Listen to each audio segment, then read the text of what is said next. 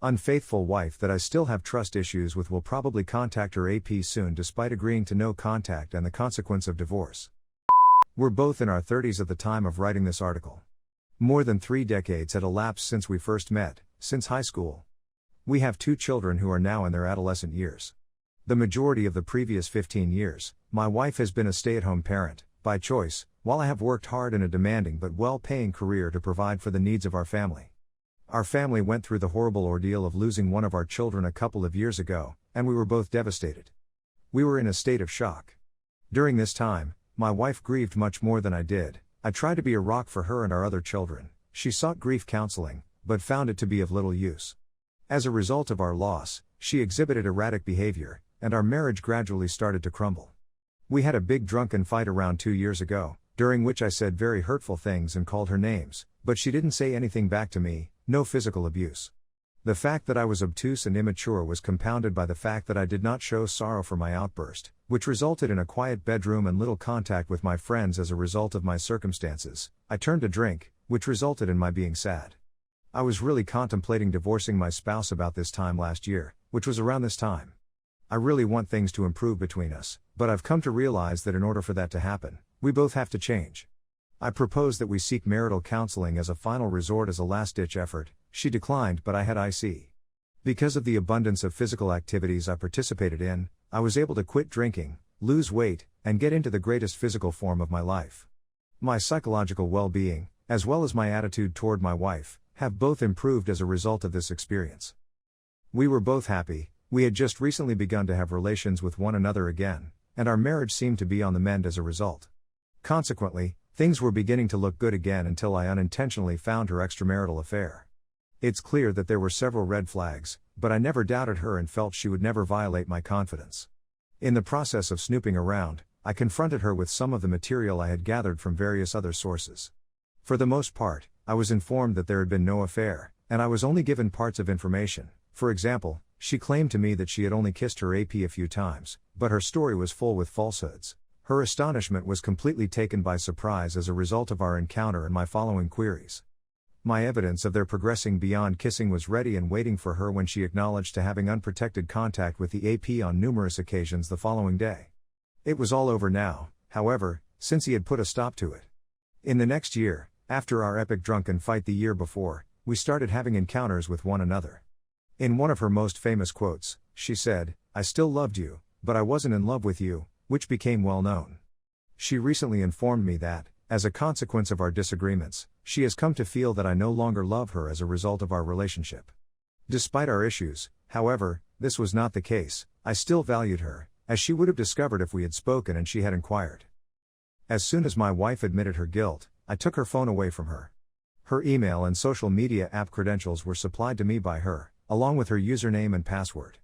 However, even though there were definitely gaps in conversations that were erased shortly before her revelation of the physical affair, I had a very decent understanding of the general story by this point.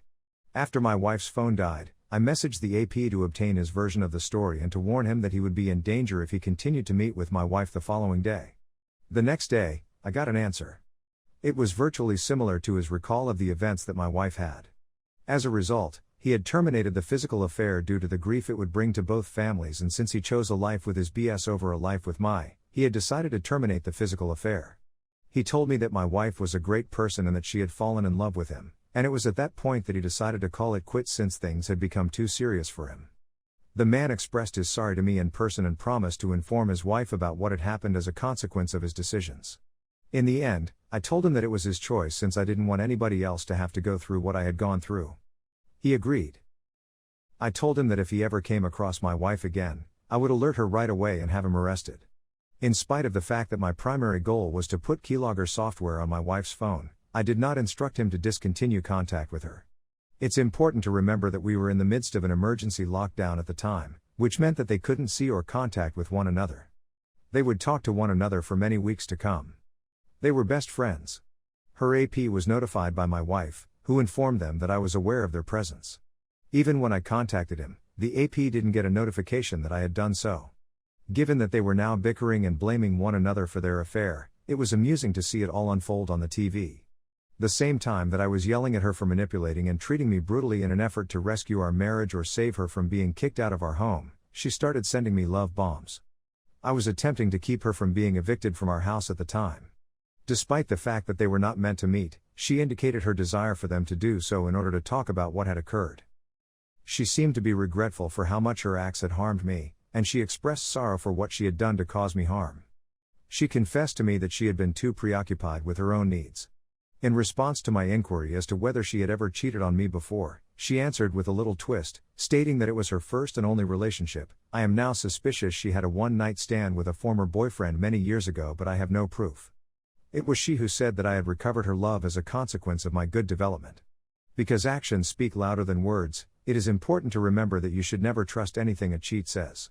At this time, she was still sending him messages, but they were benign conversations about things they had in common, which was how they initially met and became friends in the first place. To better understand my alternatives and how things might play out in the event of a divorce, I met with an attorney to go through them. When I overheard part of the talk, it seemed to startle my wife out of her hypnotic trance. I received a final message from my wife, in which she informed the AP that she would no longer be speaking with him and that he was not to contact her again in the future. Immediately after the cessation of communication between them, I set certain limitations on her and warned her of the repercussions if she violated the conditions of the restrictions. In accordance with one of the restrictions, I was not permitted to communicate with or see the AP again, and she was required to notify me immediately if he attempted to contact her. My wife was advised that if she did not adhere to the rules, I would divorce her. This was something on which both she and I agreed unanimously. His advice was that she needed to concentrate on herself and determine why she had behaved in such a reckless manner as she had. Despite stating that she intended to go, and claiming to be under obligation, the lady only went twice before claiming that she had already comprehended the reasons for her affair and did not need any more counseling services. A dozen trips later, I was finally able to see the same therapist, and despite the fact that client confidentiality had been broken, my therapist told me that my wife had shown regret. In this case, it happened a couple of months ago. Compared to previous relationships, my wife and I are getting along better than we have ever done.